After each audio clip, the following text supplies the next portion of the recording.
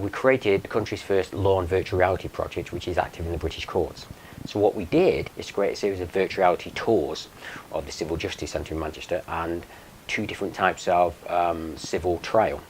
So we created this film, partly funded by the University of Salford and partly by HIFE funding, that's Higher Education Innovation Funding. At Salford Law, we're not just a dry academic law school, we're not just about teaching principles from the 18th century contract to undergraduate students, we're about impacting upon our local community and serving our local region. We're dealing with children who are in the most vulnerable circumstances. They can't go into court because they're underage.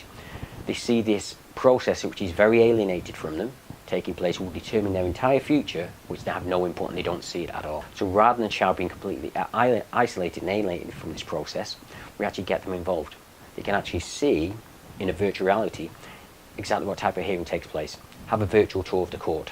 See barristers and real judges in action making a decision in a similar case to theirs, okay? In a script based upon real cases. And as a result, they can see what's going on. It impacts upon their mental health and well-being because they're then part of the process. And because of the nature of the virtual reality headsets, to the child, it's quite new and innovative technology. It feels like a game. It's not daunting to them.